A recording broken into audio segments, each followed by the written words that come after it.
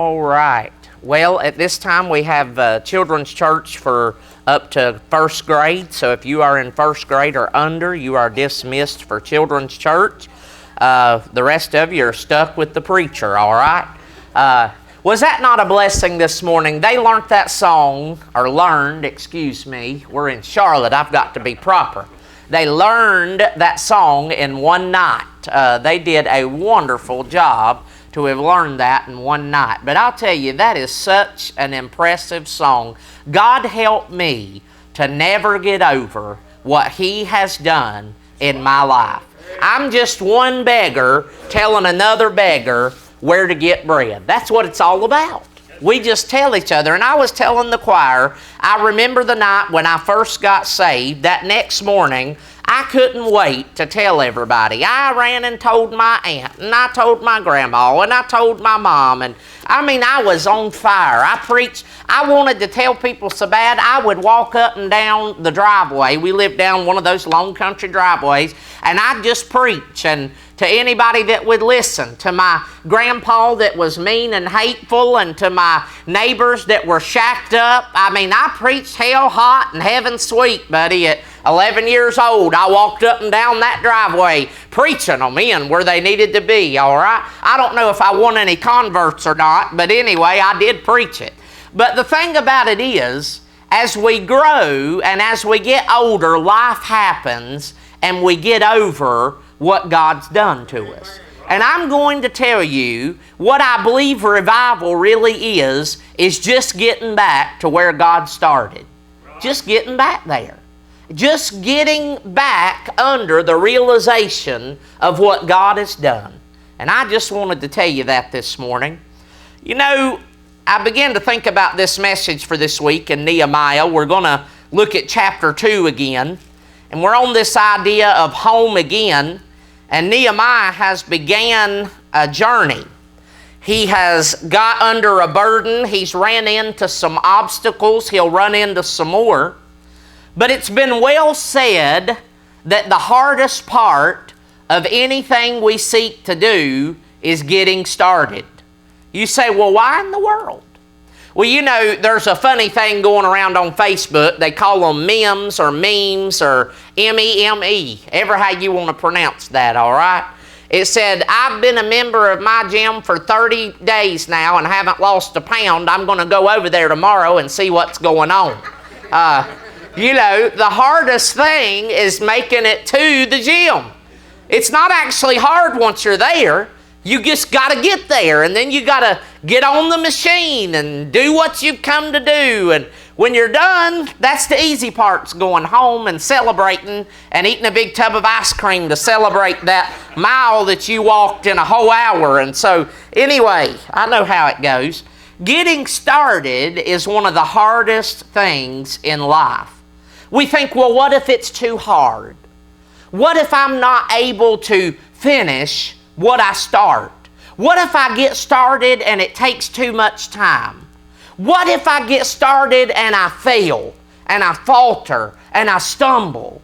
And so many times we let fear and failure and what ifs drive us to a place of inaction where we are paralyzed and never begin the good work. I want to tell you this morning that Nehemiah was not that way. He was a man that was not content with status quo. He was a man that had a vision, he had a heart to work, and he inspired a people that were just like him.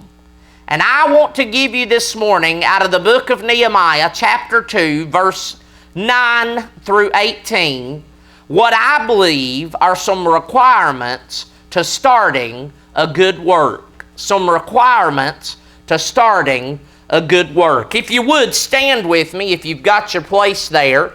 We're reading in chapter 2, verse 9. Nehemiah has gotten all the appropriate permissions and resources. And then it says, Then I came to the governors beyond the river, as he had already knew he would, and gave them the king's letter. Now the king had sent captains of the army and horsemen with me. When Sanballat the Horonite and Tobiah the servant, the Ammonite, heard of it, it grieved them exceedingly that there was a man come to seek the welfare of the children of Israel. So I came to Jerusalem and was there 3 days. And I arose in the night, I and some few men with me. Neither told I any man what my God had put in my heart to do at Jerusalem. Neither was there any beast with me, save or except the beast that I rode upon. And I went out by night by the gate of the valley, even before the dragon well, and to the dung port, and viewed the walls of Jerusalem, which were broken down, and the gates thereof were consumed with fire. Then I went on to the gate of the fountain, and to the king's pool, but there was no place for the beast that was under me to pass. Then I went up in the night by the brook, and viewed the wall, and turned back, and entered by the gate of the valley, and so returned. And the rulers knew not whither I went or what I did. Neither had I as yet told it to the Jews, nor to the priests, nor to the nobles, nor to the rulers, nor to the rest that did the work. Then I said unto them, You see the distress that we are in, how Jerusalem lieth waste, and the gates thereof are burned with fire. Come and let us build up the wall of Jerusalem, that we be no more a reproach. Then I told them of the hand of my God, which was good upon me, as also the king's words that he had spoken unto me. And they said, Let us rise up and build. So they strengthened their hands for this good work. May God add His blessings to the reading of this word. Thank you so much for standing. So this morning I want to give you some requirements for a good work. Now you'll notice in verse 9 and 10 that those are some things that are parenthetical. It'll come into play later. Verse 9 just deals with the fact that it took some time for Nehemiah to get where he was going. You'll notice that one of the essentials of a good work, starting a good work, is you might as well realize from the outset it's going to require patience. Buddy, I'm one of those people that I can envision about anything in this world. But for some reason, when I envision it, it doesn't take nearly as long to do what I envision in my mind as what I envision. But when I actually go to set my hands to do it, I think, what in the world was I thinking? Nehemiah had this vision, this thing that he wanted to do. It had been placed in his heart to rebuild the city of God. Now, we know from the book of Ezra that it was probably a 3 to 4 month journey from Jerusalem to where Nehemiah was at the time. So Nehemiah started out on that journey, but before he ever did that, we're told that he spent probably 4 to 5 months in prayer and in fasting and in mourning and in weeping and seeking an opportunity. Nehemiah knew that to start a good work, it was going to take patience. He even got a royal escort to help expedite the process. Now, he didn't ask for it, but they gave it to him.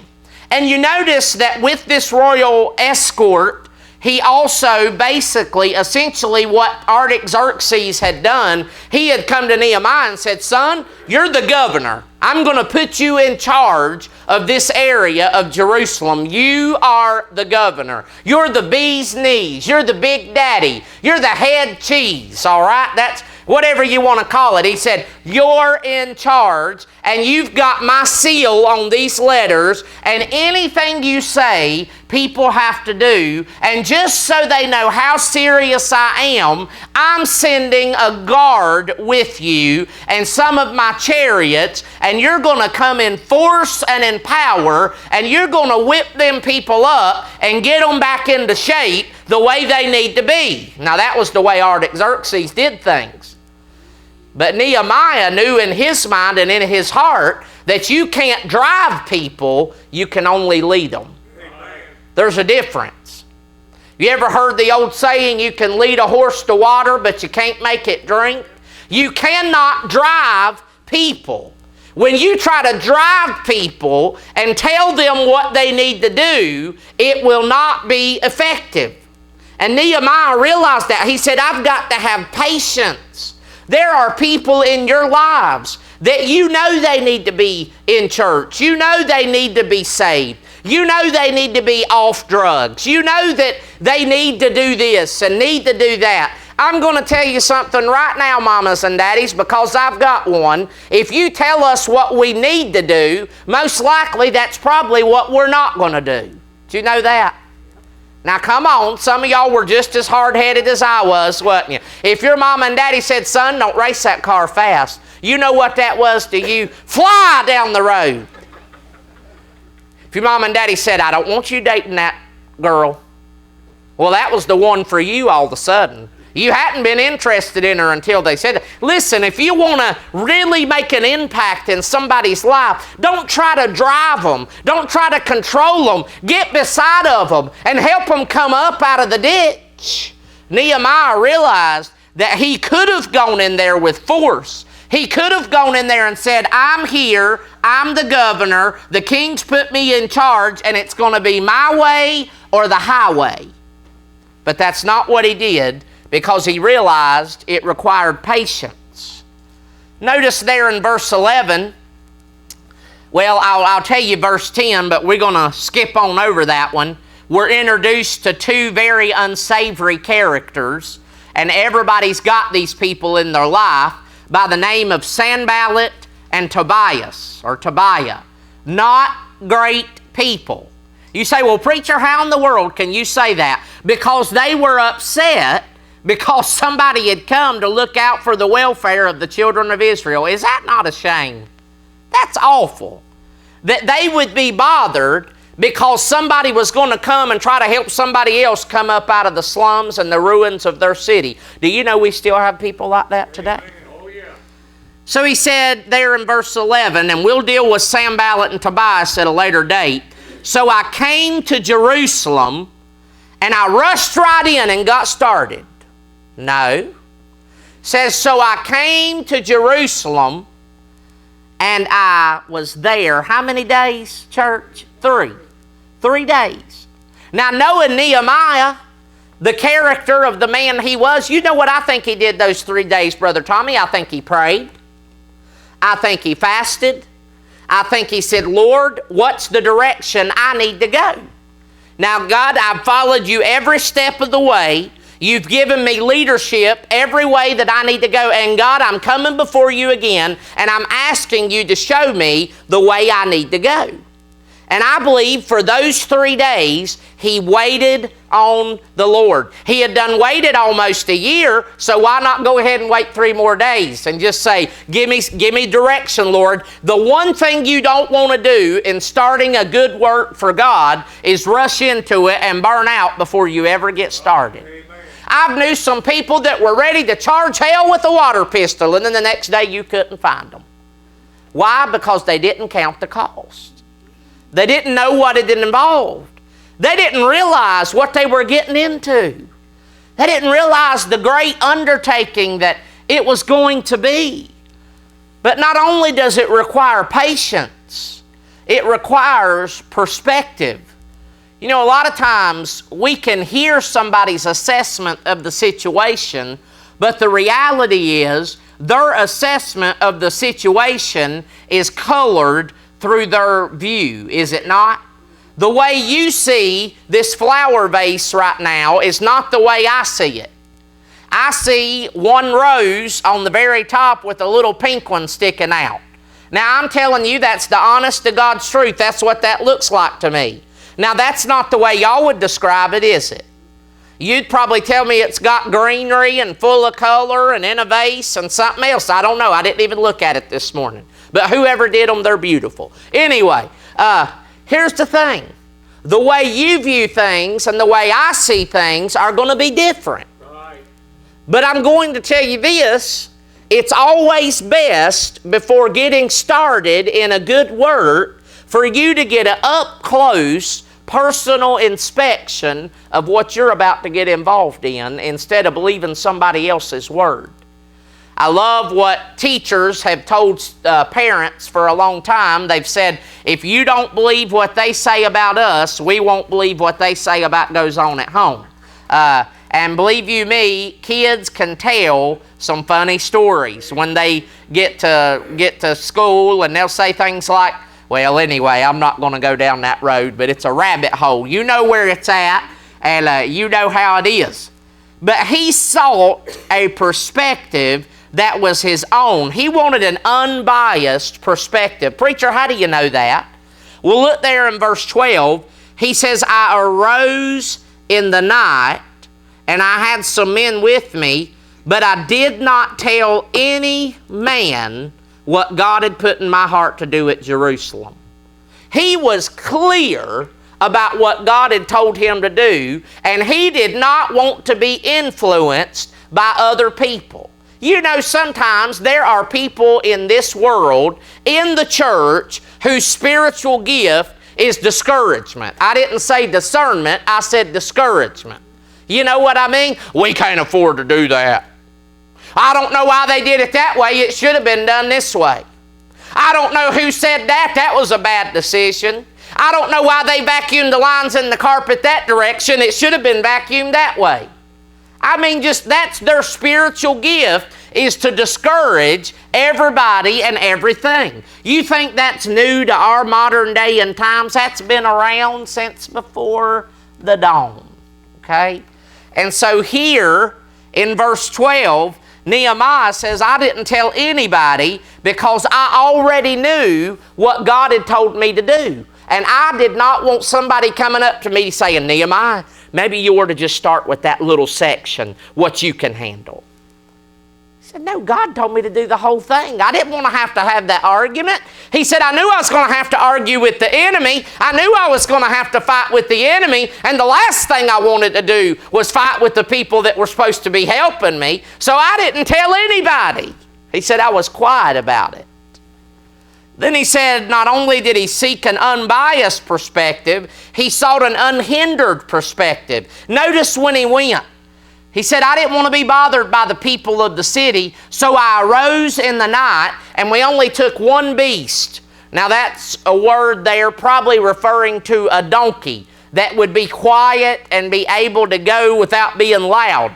And he said we were very stealthy in what we did. We did not want anybody to know because we wanted to get a clear view of what was going on. And that leads to his last thing. He sought an unrestricted perspective. You see, as he was riding around there, and I thought about putting up a map here and showing you, but it's almost impossible to know with certainty where those gates were and things like that. And that would interest me far more than it would most of you anyway, except maybe Chandler. He might get a kick out of that. But so I didn't put that up there. But here's what happened. He goes out the valley gate, which was on this side. He goes down, and then he tries to go up. And the problem is he runs into some rubble where the gate has collapsed because things were built into the wall, and when the wall fell, homes fell. And so there was all this rubble, so he rides out into what was probably called the Kidron Valley, and he gets a clear view in the night sky of just how broken down and in bad repair the city of Jerusalem really is. You say, well, preacher, he already knew that. They had already told him. Listen, he might have thought Hananiah could be exaggerating. He might have thought, well, maybe it's not really that bad. He might have thought, if I go in there and I start telling them we're going to rebuild the wall and half the wall's not even torn down, they're going to think I'm a dummy. Nehemiah was a master planner. He knew how to motivate people. He knew how to lead people. He knew how to inspire people. And he knew the first step was to have patience, but the second step was to have a perspective that was unbiased, unhindered, and unrestricted. Here was the great work of planning and realizing the cost. Before he would begin to build, he wanted to know exactly what God was calling him to and get a good, clear handle on it. When he realized the task that God had appointed him for, he knew he couldn't do it alone. With orders from on high, resources from the king, he now needed a third and a vital part. Not only patience, perspective, but participation. You cannot go in this life alone. I don't care what you're going through. I don't care if you are trying to rebuild the walls of your marriage. You can't do it by yourself. It won't work. I don't care if you are trying to rebuild whatever you're trying to do. It won't work. And more specifically, if we're talking in the context of this church, we cannot do this by ourselves. It can't be me and 3 of my hand-chosen people ruling over the other 97 people in this church. It has to be all 100 people joining arms, working together. We may not have equal giving, but we must have equal sacrifice. We must all be willing to sweat blood and tears for the glory of the kingdom of God. W.A. Criswell delivered a message on Easter Sunday years ago called the 5-Year Master Plan, and people were very upset with him. One of the people had written him a letter and said, I wish that you would have took that opportunity to shine the gospel. And he said, I got to reading in Revelations where it talks about the lampstand, and he said the lampstand never stood on its own. And he said, I realized, by the way, the lampstands represent the 7 churches. He said, I realized, and he wrote a poem, and I wished I would have brought it in here to read to you. He said, but churches have never come from out of heaven, but have been born and built up out of the hearts of men. Do you hear me? Churches don't just fall completed out of heaven and we just walk in and consume. Churches are born in the hearts of men and women. And God, we need you to birth a church in our heart that may look different than the one that was birthed here 100 and some years ago. We need God to give us some passion and some ownership and some zealousness for Clear Creek Baptist Church. We need to care about it. We need to weep over it. We need to mourn over it. And finally, we need to participate. And we need to say together, let us rise up and build. Because together we can do this. Together we can. People say, preacher, the church is on its way out. No, it ain't. It's on its way up. And until we're up, I'm going to get everybody else I can to go with me. Preacher, young people don't care about church like they used to. That's not true. That's not true. They just don't care about church the way you used to. It's different now. You're right about that. But we've got to be willing to adjust. Preacher, I didn't like that second song we sang. I don't like them old video songs. Good, we wasn't singing it to you anyway. We're singing it to the Lord. You say, well, I don't like that. Well, put it in your pipe and smoke it. That's just the way. Listen, we don't sing for y'all. We sing to the Lord. We've got to be willing to adjust. We've got to be willing to change. We'll never change the message that Jesus came, He died for sinners, He shed His life's blood, He was crucified on the cross, buried in the tomb, rose on the 3rd day, ascended into heaven, and someday He's coming again. But God help us never to confuse the message with the method. Say, preacher, I remember years ago, I was at a church one time, they said, I remember years ago we used to have them old tent meetings and they'd throw out the sawdust. Listen, folks, do you know what gets in sawdust? Rattlesnakes. You think I'm going to go underneath a tent with rattlesnakes when I got a good pew, air-conditioned church to sit in? People, and I know a church, this is the truth. They sat a tent. Now, their church was about from here over to where the parsonage is at. They had a big field right here where our church is. They set a big old tent up, paid money to have it brought in and set up, set out chairs. It was like 98 degrees out there just to relive the good old days. because they thought that's what made the Spirit come down. Listen, if you get anybody dehydrated and hot enough, they're bound something to happen to them. I don't know if it was the Spirit or dehydration setting in. Listen, I'm thankful for the way that God worked in the past, but I'm glad that He's given us new ways and new perspective and new vision. And Nehemiah come and he said, listen, I don't want to turn it back to what it was. I want to make it greater than it was. And he said, but I can't do it by myself. So up until this point, he had told nobody about it because he was a master planner. He said it's going to take patience. It's going to take perspective. And there in verse 16, he said, I didn't tell anybody else. Then in verse 17, that's when he lays it to them. It's going to take participation. You see, first of all, you see that Nehemiah himself is involved in this. He identifies with them. He gets them all called together. All of that group he mentioned there in verse 16, the rulers, the nobles, the Jews, the priests, and anybody else that would help. He gets them, I guess they called a big town meeting and had them all come down there, rang the bell or the shofar or whatever they did. And he said, you see the distress that, and that next word's key. Can somebody tell me what that word is? We. He didn't come in there and say, hey, you bunch of dummies, don't you see what shape you're in? Get up and build. He didn't do that. I've met a lot of pastors and a lot of people that just want to go and just bully people. They want to tell people, don't you see the shape you're in? Don't you see how bad your life is? Get up out of that field. Get up. Listen, if it was that simple, we wouldn't have any drug addicts. Amen. Right. I'll hear people say, well, when I got saved, I never drank alcohol again. Well, God bless your heart, but that's not everybody's testimony. Some people, it got a hold of them and it won't let go until they reach heaven. And the last thing they need is somebody to lord over them and not offer them help. You to look your nose down on them. I'm telling you, some people that claim Christ have got their nose up so high they'll drown if it rains real good. We look at people and say, listen, you know you got to do better than that. That's not the way. You know what Nehemiah would do? He'd get down in the ditch with them.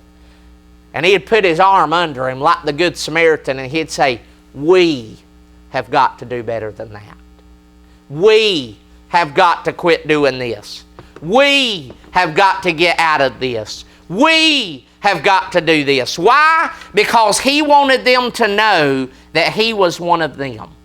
Right. And he said, your distress is my distress. He said, our town is burned down, our gates are burned down, and we're living in rubble.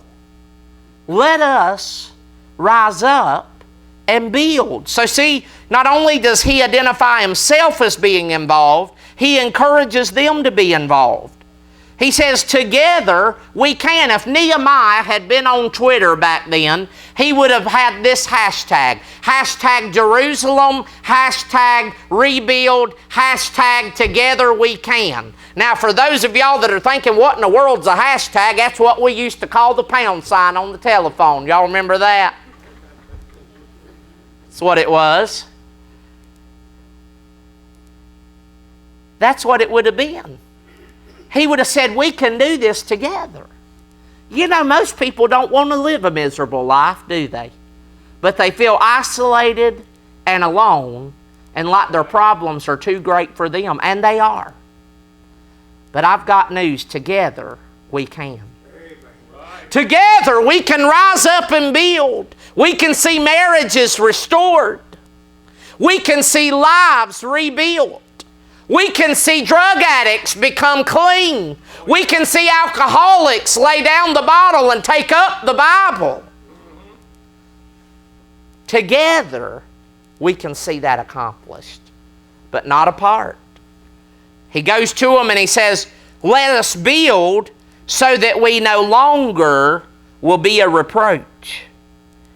I like what John MacArthur said about that verse. He said that we may no longer be a reproach, This was Nehemiah's motivation in undertaking this huge project. He was concerned about the glory of God. The destruction of the temple and the city of Jerusalem had made a mockery of God's name in the eyes of Judah's enemy, so Nehemiah called on the people of God to restore His glory to the world around them. Church, it's time for us to rise up.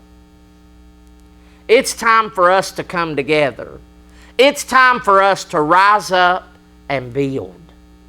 It's time for us to rise up and find out what a group of people who are surrendered to the call of Christ can accomplish in a community. And I don't want to hear anybody talking about how dark and how dismal it is, because I'm going to tell you, honey, the darker it gets, the brighter and hotter and bolder the church of Jesus Christ will shine. Because the world don't have the answers for the woman that's had an abortion and comes to the realization that perhaps she's committed a murder. The world don't relieve that kind of guilt. All they can do is medicate and assuage her guilt. But in Jesus Christ, she can be declared clean. She can be declared righteous. The world doesn't have the solution for the person that's battling with sexual deviancy, sex outside of marriage, maybe sex with the sexual attractions in the wrong place, maybe adultery. They've committed adultery in the world. All they can say is, be yourself, follow yourself, and you end up with men that used to be women that want to be men, and they don't know what they identify as. You end up with chaos, but Jesus can call it all into order. Right. The church is a beacon of hope and light to every man, woman, boy, and girl. We've got something the world don't have, the answer. We've got the answer. Amen. Jesus. And it's our job to make sure when people hear about Clear Creek Baptist Church, they don't think about me, they don't think about you, but they think about Jesus, because He's what shines forth out of this church. When people think about your family, they ought to think about Jesus. Oh, yeah.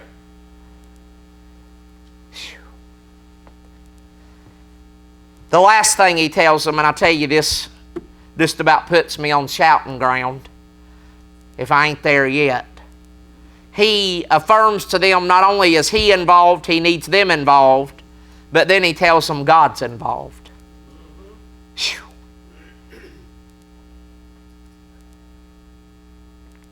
Now I'm going to tell you, this morning in Sunday school, we talked about it. How Elisha, when he was taking over Elijah's ministry, he said, if you're serious about this, I need what you've got. Oh, yeah. I need the power. Jesus, when John the Baptist conferred onto him, and then Jesus, when he was leaving, what did he say? All power is given unto me. Go you therefore.